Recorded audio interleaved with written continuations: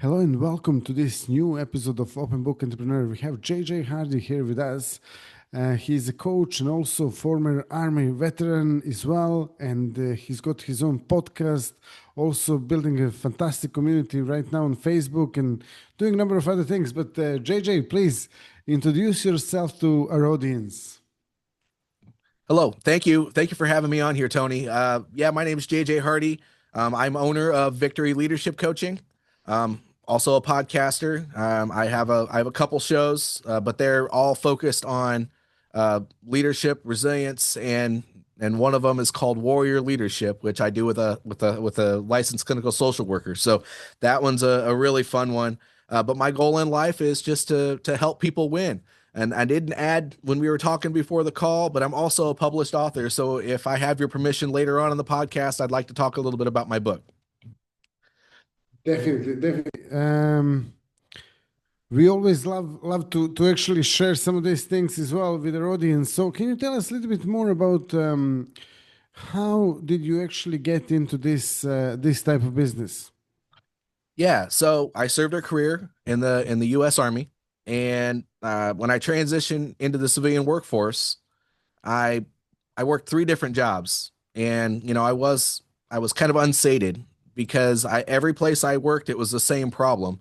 First of all, I was always in entry level management positions because nobody understands the value of what a military guy that served so much time can bring to their organization.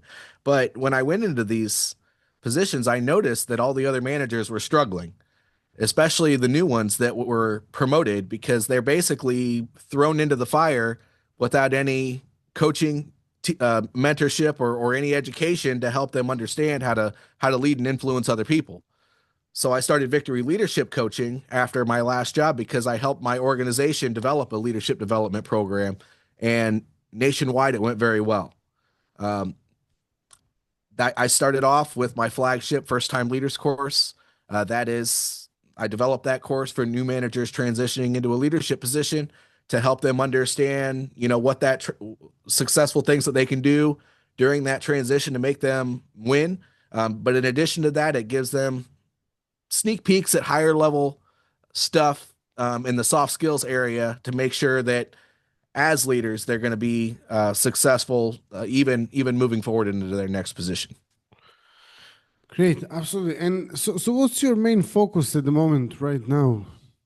Well, my main focus, obviously, I'm still doing my first time leaders course. I'm still doing my warrior leadership coaching certification, which is for senior level managers. But I'm building a community of business leaders. It's called Legacy Builders, and right now it's on Facebook.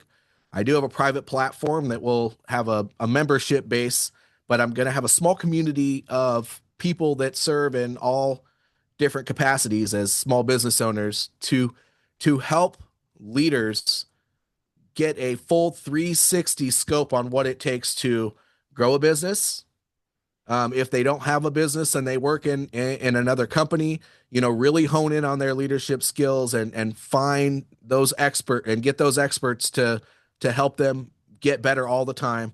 But also, I have a therapist who's going to be a part of this. So, if you have a lot of underlying issues, and me as a coach, I can identify that stuff pretty easily. There are certain areas that I just won't dive into ethically because that's just not my job. To try to push through that stuff would not be right. So literally, we have everything from business development to coaching all the way to therapy included in that. So it's going to be a great platform right now. It's free, as I said, on Facebook, and I'm working on growing that. It's called Legacy Builders, and it's a business. Well, anyway, I'll put the link to it. I'll send you the link to it so that you can post it with this video. Totally, totally. We'll share it in the description of this episode. And then on top of that, what are some of the best results people are getting when they're working with you? Well, I focus on resilience. Though I ever all of these things are based in leadership. Leadership is just being able to be, in my opinion, a good human being. But you know, when I think of resilience, I think of not the typical bouncing back when adversity hits you, but it's preparing for when that stuff happens. And when you're in management and leadership positions, that's very important because I always equate being a manager in a company to running around or riding a bicycle that's on fire with your hair on fire on a constant basis, constantly trying to put out other fires when you're on fire yourself. So, so there's a lot of adversity that goes on with that, and so helping people prepare mentally through building resilience techniques, which is nothing more than a growth mindset. So understanding how to learn when bad things happen and push forward through the discomfort is really what I focus on the most. And I do that through training. I have one-on-one coaching for my resilience program. But even my training programs, they focus on being resilient and the soft skills. So that's my main focus on and helping people. But the results have been really, really good.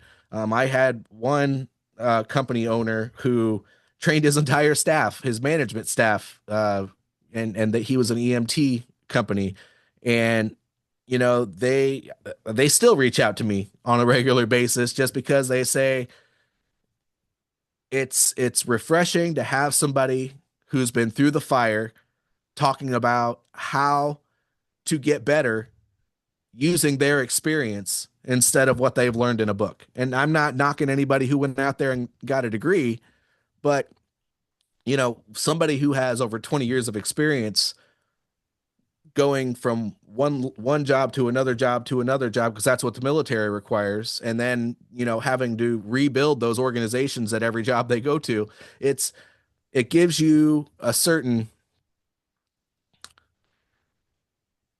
I don't know, adaptive quality that a lot of the civilian workforce, unless somebody has jumped to a bunch of positions at fairly new companies, a lot of people don't have that. And I will put that plug in for people who have served, that don't stay at the same duty station.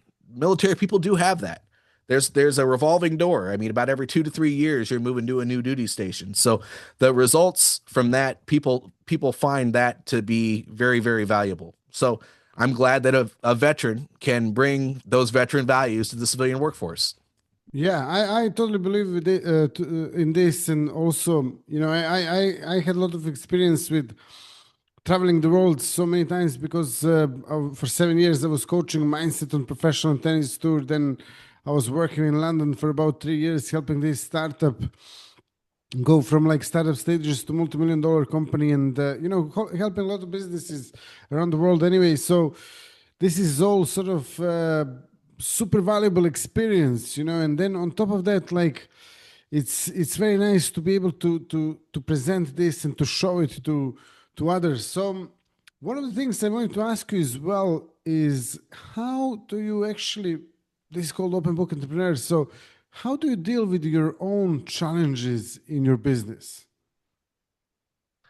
Well, I have built a community full of people, and it's not necessarily the same ones. Some of them are, but not necessarily the same ones as my mastermind group.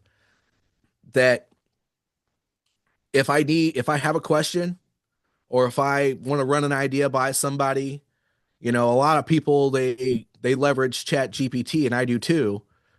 But having that experience to be able to lean on that community full of other entrepreneurs that are probably either going through the same challenge, have had the same challenge, or have overcome that challenge, that has been probably the most beneficial part.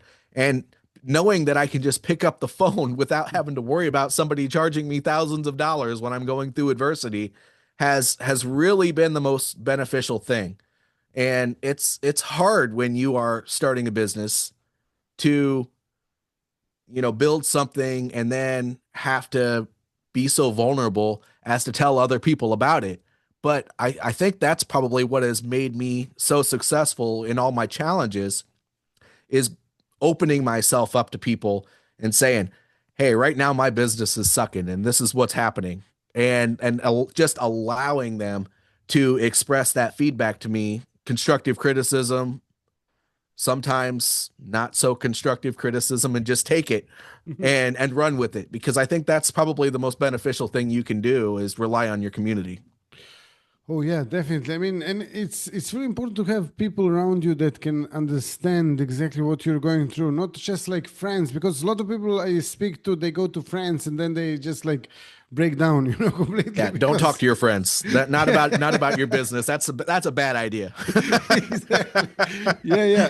And another thing as well that you mentioned about ChatGPT and AI. I mean, a lot of people I'm talking to now as well are sort of starting to use, for example, AI for coaching. And what's your opinion on that? So I think that AI can be used for structure and idea generation, but the actual coaching itself, I mean, really, it's unless you're giving somebody Chat GPT and telling them to use it, you can't really use AI for coaching, because the whole idea behind being a coach is that you're asking those clarifying questions so that your client can make their plan and move forward. You're not doing anything for anybody. So can Chat GPT come up with a solution for somebody's problem if they're not in that problem? They can't. And you got to help that you got to ask the questions to help them get to the root cause of their problem and help them identify what they can do moving forward. And yeah, you could probably use Chat GPT for some of that, but if you don't have uh, the right if you don't have the experience and the mindset being able to help people navigate through problems, there's no amount of Chat GPT that's going to be able to help you do that. Yeah, exactly. And sometimes it may lead you to the wrong direction as well. Oh, Yeah. don't get me started. Okay, absolutely. Wow. JJ, thank you so much for being a guest today. Thank you all for watching and listening to this episode. If you liked it, drop us a like, subscribe, and also share it with your friends and family. So I really enjoyed this episode. And yeah, again, thanks for sharing your wisdom. See you all in the next episode. All the best and bye bye.